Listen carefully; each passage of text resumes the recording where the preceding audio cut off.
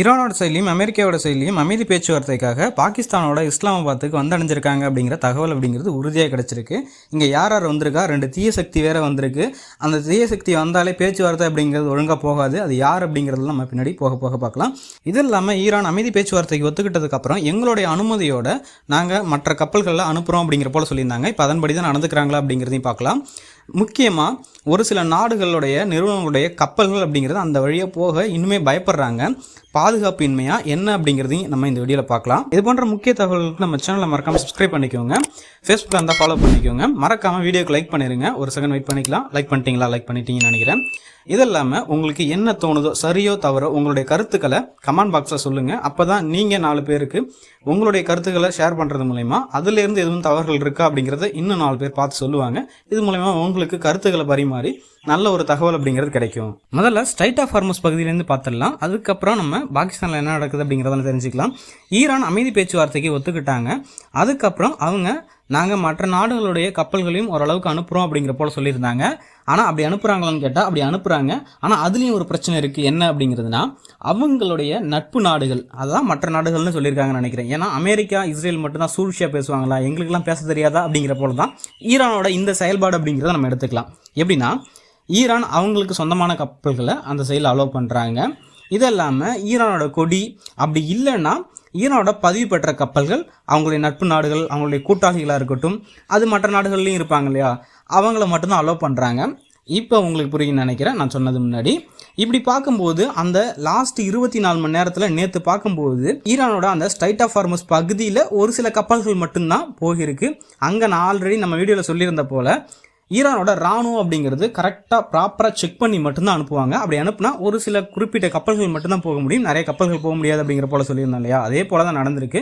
நிறைய கப்பல்கள் அப்படியே தேங்கி தான் நிற்கிது. அந்த பகுதியில் போனால் ஒன்று, நான் ஆல்ரெடி ஸ்டார்டிங்லேயே வீடியோவில் பாதுகாப்பின்மை அப்படிங்கிற போல சொல்லியிருந்தேன். என்னென்னா, ஈரான் அமெரிக்காவோட மிரட்டல் தாங்க முடியாமல் ஸ்ட்ரைட் ஆஃப் ஹார்மஸ் பகுதியில் என்ன பண்ணியிருந்தாங்கன்னா, குண்டுகள் அப்படிங்கிறத புதைச்சி வச்சுருந்தாங்களா கீழே.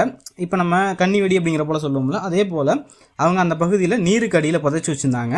அது இப்போ ஈரானுக்கே எந்தெந்த லொக்கேஷனில் இருக்குது அப்படிங்கிறது தெரியல அப்படிங்கிற போல் ஒரு சில தகவல் வந்திருக்கு. இது இன்னும் அஃபிஷியலாக அதிகாரப்பூர்வமாக தெரியலை, ஆனாலும் வந்திருக்கு. அதனால தான் மற்ற நாடுகளுடைய கப்பல் அந்த பகுதிக்கு போக பயப்படுது அப்படிங்கிற போல சொல்லியிருக்காங்க. இப்போ உங்களுக்கு புரிய வரும்னு நினைக்கிறேன். இது இல்லாமல் ஈரான் எப்போ அதிகாரப்பூர்வம் இன்னும் ஒரு சில தகவல் அப்படிங்கிறத சொல்லி மற்ற நாடுகளுடைய கப்பல்கள் போகலாம் அப்படிங்கிற போல சொல்கிறாங்களோ அப்போ போய்க்கலாம் அப்படிங்கிற போல மற்றவங்களும் வெயிட் பண்ணுறாங்க. அதனால் ஈரானுக்கும் பெருசாக நெரிசல் அப்படிங்கிறது ஸ்ட்ரைட் ஆஃப் ஹார்மஸ் பகுதியில் இல்லை. ஈரானோட இந்த செயல்பாட்டுக்கு ட்ரம்ப் ஒரு கடுமையான கண்டனம் அப்படிங்கிறத வச்சிருக்காரு. அது என்ன அப்படிங்கிறத பார்க்கலாம். அதாவது இன்றைக்கி நடக்கக்கூடிய பேச்சுவார்த்தை மட்டும் தோல்வியில் முடிஞ்சால் எங்களுடைய போர்க்கப்பல்லேருந்து, எங்களுடைய வீரர்கள்லேருந்து எல்லாரும் தயாராக இருக்காங்க. எங்களுடைய ஆயுதங்களை நாங்கள் ரீலோட் பண்ணி வச்சுருக்கோம். பயங்கரமான தாக்குதல் அப்படிங்கிறத ஈரான் சந்திக்கக்கூடும் அப்படிங்கிற போல், அதாவது இந்த பேச்சுவார்த்தைக்கு முன்னாடி. அப்போ ஈரான் பயப்படுவாங்க அப்படிங்கிற போல் அமெரிக்கா நினைக்கிறாங்களான்னு எனக்கு தெரியலை. ஆனால் ஈரான் பயப்பட மாட்டாங்க, என்றைக்குமே அவங்க மண்டியிட மாட்டாங்க அப்படிங்கிறத அவங்க இந்த போரை கொண்டு போகிற விதத்திலேயே நமக்கு தெரிஞ்சிருக்கும். அது இன்னுமே ட்ரம்ப்புக்கு தெரியலையா அப்படிங்கிறது நம்ம யோசிச்சு தான் பார்க்கணும். அது என்னன்னா, ஈரானும் அமெரிக்காவும் இதுக்கு முன்னாடி ஈரான் அங்கேருந்து எப்படின்னாங்கன்னா அமெரிக்கா அங்கேருந்து அப்படிங்கிறவங்க. ஆனால் இப்போ என்ன நடக்குதுன்னா, டைரெக்டாக பார்த்தீங்கன்னா 2008க்கு அப்புறம் பேச்சுவார்த்தை அப்படிங்கிறது பாகிஸ்தானில் 2 பேரும் உட்காந்து பேச போகிறாங்க. இதுக்கு முன்னாடி ஒரு போர் அதற்கப்புறம் டைரெக்டாக உட்காந்து பேசினாங்களா 2008க்கு அப்புறம் அப்படின்னா கிடையாது. இப்போ தான் டைரெக்டாக உட்காந்து பேச போகிறாங்க.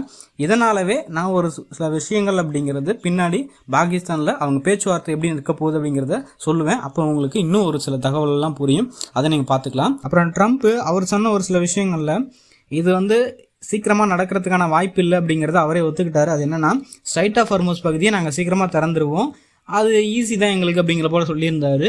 ஏன்னா மற்ற நாடுகள்கிட்ட உதவி கேட்டிருந்தார். நம்ம வீடியோவில் ஆல்ரெடி சொல்லியிருந்தோம், யாருமே உதவிக்கு வரல. அது வராதனால அவரால் எதுவும் பண்ண முடியலை. இன்னும் ஒரு சில நாட்கள் ஆகலாம், அப்படி இல்லைன்னா வாரங்கள் கூட ஆகலாம் அந்த பகுதியை முழுமையாக திறக்கிறதுக்கு, எல்லா நாடுகளும் பாதுகாப்பாக போகிறதுக்கு அப்படிங்கிற போல். அதனால் அவங்களுடைய பாதுகாப்பு சேவை அப்படிங்கிறது அங்கே ஈரானுக்கு அந்த ஸ்ட்ரைட் ஆஃப் ஹார்மஸ் பகுதியில் தேவையில்லை அப்படிங்கிறதையும் அவர் சொல்லியிருந்தார். இந்த இடத்துல ட்ரம்ப் சொல்லியிருக்கக்கூடிய இந்த வரிகளிலிருந்து இந்த போர் எப்படி போக போவதற்கான ஒரு சில தகவல் அப்படிங்கிறது இருக்குது, அதற்கான குழு இருக்குது அப்படிங்கிறத சொல்ல வரேன். அது உங்களுக்கு தெரிஞ்சிச்சுன்னா கீழே கமெண்ட் பாக்ஸில் கமெண்ட் பண்ணுங்கள், இல்லை கொஞ்ச நேரம் சிந்திச்சு பாருங்கள், அது நீங்களே உங்களுடைய மனசுக்குள்ளே வச்சுக்கோங்க. இதுக்கப்புறம் இப்போ நெக்ஸ்ட் நம்ம டேரெக்டாக பாகிஸ்தானுக்கு போயிடலாம்னு நினைக்கிறேன். அதுக்கு முன்னாடி இன்னொரு முக்கியமான விஷயம் பார்த்துடலாம். இப்போ ஈரானுக்கும் அமெரிக்காவுக்கும் பேச்சுவார்த்தை வந்ததுக்கப்புறம் இஸ்ரேல் வந்து லெபனான் மேலே தாக்குதல் நடத்தினாங்க இல்லையா. இப்போ இஸ்ரேலுக்குமே லெபனானுக்குமே பார்த்தீங்கன்னா வந்து அமைதி பேச்சுவார்த்தை அப்படிங்கிறது அமெரிக்காவில் உள்ள வாஷிங்டனில் நடக்க போகுதுன்னு சொல்லியிருக்காங்க. ஆனால் இப்போ கிடைச்ச தகவல் படி, இப்போ கொஞ்ச நேரத்துக்கு முன்னாடி கிடைச்ச தகவல் படி என்னென்னா, லெபனான் வந்து இஸ்ரேல் மேலே தாக்குதல் நடத்துகிறாங்க அப்படின்னு சொல்லிட்டு, அதாவது இந்த பேச்சுவார்த்தைக்கு அவங்களும் உட்காரத்துக்கு முன்னாடி இந்த தகவல் அப்படிங்கிறது வந்திருக்கு, அதிகாரப்பூர்வம் வந்திருக்கு. ஆனால் இன்னும் உறுதியாகிறதுக்கு முன்னாடி இது போல் ஒரு சில தாக்குதல்கள் அவங்களுக்குள்ளே இருக்கும் அப்படிங்கிறத நம்ம உறுதிப்படுத்திக்கலாம். அதுக்கப்புறம் அவங்க இது வந்து உறுதியாகிட்டு எந்த இடத்துல பேச போகிறாங்க என்ன அப்படிங்கிறதெல்லாம் முடிவு பண்ணிட்டாங்கன்னா அதுக்கப்புறம் இந்த தாக்குதல் அப்படிங்கிறது பண்ணிக்க மாட்டாங்க. இவங்களுமே பேச்சுவார்த்தை அப்படிங்கிறத முடிச்சுப்பாங்க. இது இப்போ இங்கே ஈரானுக்கு சப்போர்ட் பண்ண லெபனானில் உள்ள ஹஸ்புல்லா குரூப் அப்படிங்கிறது உள்ளே வந்துச்சு.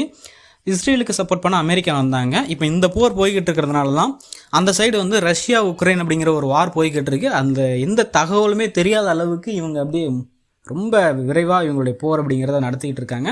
அதனால் நீங்கள் அதிகமான தகவலையும் பார்த்துருக்க மாட்டீங்க. இப்போ இந்த போர் அப்படிங்கிறது நின்னாலுமே அடுத்த ரஷ்யா உக்ரைன் வார் இருக்குது, இதுவுமே நிற்கணும். இதெல்லாம் நின்றுச்சுன்னா ஒரு 6-7 மாதத்துக்கு இந்த உலகம் அப்படிங்கிறது கொஞ்சம் நல்லா இருக்கும். அப்படி நல்லா இருந்துச்சுன்னா இந்த ஸ்டாக் மார்க்கெட்டில் இன்வெஸ்ட் பண்ணவங்க, இந்த கிரிப்டோ மார்க்கெட்டில் இன்வெஸ்ட் பண்ணவங்க, இவங்கெல்லாம் கொஞ்சம் வந்து பிழைப்பாங்க அப்படிங்கிறத நானுமே சொல்லணும்னு நினச்சேன் ஒரு வீடியோவில், அது சொல்லலை. இப்போவும் நான் சொல்லிக்கிறேன். ஏன்னா ரொம்ப கஷ்டப்பட்டு எல்லாருமே இன்வெஸ்ட் பண்ணவங்கலாம் ரொம்ப நஷ்டத்தில் இருக்காங்க. உங்களுக்கு புரிய வரும்னு நினைக்கிறேன் இன்வெஸ்ட் பண்ணவங்க வீடியோ பார்த்தீங்கன்னா. ஸோ இதை வந்து பெருசாக பேச வேணாம். நம்ம நெக்ஸ்ட்டு பாகிஸ்தானுக்கு இப்போ டேரெக்டாக வந்துடலாம். ஏன்னா பாகிஸ்தானுக்கு ஈரான் சைட்லேருந்து யார் வந்திருக்காங்கன்னா, ஈரானோட பாராளுமன்ற சபாநாயகர் வந்திருக்காரு. அதாவது 2 கட்சி பேசிக்கிட்டு இருக்காங்கன்னா 2 கட்சிக்கும் தலைமை தாங்குவார்ல அந்த பேச்சில், அவர் தான் சபாநாயகர்னு சொல்லுவாங்க. அவர் யாருன்னா முகமது பகேர் கலிஃபாப் அப்படிங்கிறவர். இதெல்லாமல் ஈரானோட வெளியுறவுத்துறை அமைச்சர் அப்பாஸ் அராக்சி வந்திருக்காரு. இவங்க கூட மூத்த தலைவர்கள். இதை இல்லாமல் பிரதிநிதி குழுன்னு சொல்லி ஒரு குழு இருப்பாங்க, அவங்களும் வந்திருப்பாங்க. இதே சேம் கான்செப்ட் தான் அமெரிக்காவுக்கும். ட்ரம்ப்போட துணைத் தலைவர் ஜேடி வான்ஸ் அப்படிங்கிறவர் வந்திருக்காரு. அவர் கூட 2 விளங்காதவங்க வந்திருக்காங்கன்னு சொன்னால வேறு யாரும் கிடையாது, ஜெராட் குஷ்னரும் ஸ்டீவ் விட்காஃபும். இவங்க 2 பேரும் தான் இதுக்கு முன்னாடி ஈரான் கூட பேசிக்கிட்டு எந்த ஒரு பேச்சுவார்த்தையும் சரியாக போகாமல் இந்த போரே ஸ்டார்ட் ஆக ஆரம்பிச்சிது. என்னென்னா இவங்க 2 பேரும் எனக்கு தெரிஞ்ச வரைக்கும் சொல்கிறேன், அவருங்க எப்படி அப்படிங்கிறதோ உங்களுக்கு தெரிஞ்சிச்சுன்னா உங்களுடைய கருத்துக்கள்லேருந்து எனக்கு கமெண்ட் பாக்ஸில் சொல்லுங்கள். அதாவது கொஞ்சம் இவங்க திமிராகவும் இருப்பாங்க, இவங்க சொல்கிறது தான் அப்படிங்கிற போல் நினைப்பாங்கன்னு நினைக்கிறேன். ஏன்னா அதனால தான் ஈரான் வந்து இந்த பேச்சுவார்த்தை அப்படிங்கிறது இந்த போருக்கு முன்னாடியே பேசிக்கிட்டு இருக்கும்போது என்ன சொல்லியிருந்தாங்கன்னா, நாங்கள் யாருக்கும் அடிபணிய மாட்டோம், எங்களுக்கு மரியாதை கொடுத்தா நாங்கள் மரியாதை கொடுப்போம் அப்படிங்கிற போல் சொல்லியிருந்தாங்க. அப்போ இவங்களுடைய பேச்சுவார்த்தை அப்படிங்கிறது எப்படி இருந்திருக்குன்னு பாருங்கள். இப்போ இந்த 2 பேரும் டைரெக்டாக பேச போகிறது இல்லை, அதாவது இவங்களும் இருப்பாங்க. இதெல்லாம் பிரதிநிதி குழு அப்படிங்கிறவங்க வந்திருப்பாங்க. இது ட்ரம்ப்போட துணைத் தலைவர் ஜேடி வான்ஸும் வந்திருக்காரு. இவங்கெல்லாம் மொத்தமாக பேசுகிறதுனால இவங்க அதிகம் பேச்சுவார்த்தை அப்படிங்கிறது இருக்க போகிறதில்ல. அதனால் இந்த பேச்சுவார்த்தை அப்படிங்கிறது ஓரளவுக்கு நல்லா போகும் அப்படிங்கிறத நான் எதிர்பார்க்குறேன். இந்த பேச்சுவார்த்தை அப்படிங்கிறது இன்றைக்கி பேசுகிறாங்கன்னா இன்றைக்கி ஒரே நாளில் முடிஞ்சிருமான்னு கேட்டால் முடியாது. 2 சைட்லேயுமே சாதகமாக போயிருக்கு அப்படிங்கிற போல் இன்றைக்கி பேசிட்டு முடிப்பாங்க. அடுத்து ஒரு சில நாட்கள்லேயே திரும்ப நாங்கள் பேச போகிறோம் அப்படிங்கிறத சொல்லுவாங்க. அப்படி திரும்ப ஒரு சில நாட்கள்லேயே சொல்லி திரும்பவும் இன்னொரு 3 தடவை இல்லைனா அதிகபட்சமாக 4 தடவை இவங்க பேசுகிறதுக்கான என்னை பொறுத்த வரைக்கும் எனக்கு தெரிஞ்ச தகவல்லேருந்து நான் சொல்கிறேன், அந்த அளவுக்கு போய் தான் இது முடியும். ஏன்னா இங்கே ஏகப்பட்ட பிரச்சனை அப்படிங்கிறது இருக்குது. இந்த ஏகப்பட்ட பிரச்சனையினால தான் இந்த அளவுக்கு இந்த போர் அப்படிங்கிறது பேச்சுவார்த்தையிலேருந்து போராக மாறி வந்திருக்கு. இது உடனே எல்லாம் ஒரே நாளெல்லாம் பேசி முடிக்க முடியாது. அப்படி முடித்தாங்கன்னா எனக்குமே சந்தோஷம் தான் அப்படிங்கிறத நான் நினைக்கிறேன். ஏன்னா உலகத்துக்கே சந்தோஷமாக நினைப்பாங்க. இந்த வீடியோட இடையில உங்களுக்கு ஒரு குழு கொடுத்துருந்தேன், அதை ஒரு சில பேர் இப்போவே கண்டுபிடிச்சிருப்பீங்க, இல்லைனா முன்னாடியே கண்டுபிடிச்சிருப்பீங்க. கண்டுபிடிக்காதவங்களுக்கு என்ன அப்படிங்கிறத சொல்கிறேன். ஒன்றும் இல்லை, அதாவது ட்ரம்ப் இந்த பேச்சுவார்த்தை அப்படிங்கிறது ஒழுங்காக போகலைன்னா நாங்கள் ஈரான் மேலே தாக்குதல் நடத்துவோம் அப்படிங்கிறத சொல்லியிருந்தாரா. இப்போ அது மட்டும் இல்லாமல் ஸ்ட்ரைட் ஆஃப் ஹார்மோஸ் பகுதியிலையும் பார்த்தீங்கன்னா வந்து தாக்குதல் நடத்தி அதை நாங்கள் கைப்பற்றுவோம், அதுக்கு மற்ற நாடுகளுடைய இராணுவத்தை நாங்கள் எடுத்துப்போம். ஆனால் முன்னாடி சொல்லியிருந்தது என்ன நம்ம வீடியோவில், இராணுவம் மற்ற நாடுகள் அப்படிங்கிறது ஈஸியாக தராது. ஆனால் இப்போ இதுக்கப்புறம் தரத்துக்கான ஒரு சில வாய்ப்புகள் அப்படிங்கிறத ஏற்படுத்துவார் ட்ரம்ப் அப்படிங்கிறது எனக்கு தோணுது. அது நம்ம போக போக இன்னும் அதற்கான அப்டேட் வரும்போது உங்களுக்கு தெளிவாக சொல்கிறேன். இப்போ இது உங்களுக்கு புரிஞ்சிருக்குன்னு நினைக்கிறேன். இது இல்லாமல் என்ன பண்ண வாய்ப்பு இருக்குன்னா, இந்த பேச்சுவார்த்தை அப்படிங்கிறது சுமூகமாக முடிஞ்சிச்சுன்னா ஈரானோட இராணுவத்தோடு சேர்ந்து அமெரிக்காவோட இராணுவமும் அந்த ஸ்ட்ரைட் ஆஃப் ஹார்மஸ் பகுதியில் அவங்க அந்த போக்குவரத்து நெரிசலெல்லாம் சீக்கிரமாக சரி பண்ணுறதுக்கான வாய்ப்பு அப்படிங்கிறது இருக்குது. இதை வச்சு தான் அவர் நாங்கள் சீக்கிரமாக ஸ்ட்ரைட் ஆஃப் ஹார்மஸ் பகுதியை திறப்போம் அப்படிங்கிற போல் சொல்லியிருந்தார். ஆனால் இங்கே போருக்கான பேச்சுவார்த்தையிலையும் விளையாகிறதுக்கான வாய்ப்பு இருக்குது. அதாவது ஒரு சில நாட்கள் இல்லைனா வாரங்கள் போகிறதுக்கான அதிகபட்சமான வாய்ப்பு இருக்குது. அதே போல் பேச்சுவார்த்தைக்கு சரியாக போகலைன்னா அவங்க தாக்குதல் நடத்துறதுக்கும் மற்ற நாடுகள்கிட்டேருந்து இராணுவத்தை கேட்கணும். அவங்களும் உடனேலாம் கொடுக்க மாட்டாங்க, அவங்களும் ஒரு சில நாட்கள்லாம் எடுத்துப்பாங்க. இப்படி பார்த்தா அவர் சொல்லியிருக்கக்கூடிய இடத்துல நம்ம குழு அப்படிங்கிறது சொல்லியிருந்தோம் இல்லையா, அது இங்கே அப்படிங்கிற உங்களுக்கு தெளிவாக புரிய வந்திருக்கும்னு நினைக்கிறேன். இதனால் ஒரு நல்ல செய்தியவே இந்த ஒரு அமைதி பேச்சுவார்த்தையிலேருந்து நம்ம எதிர்பார்ப்போம்.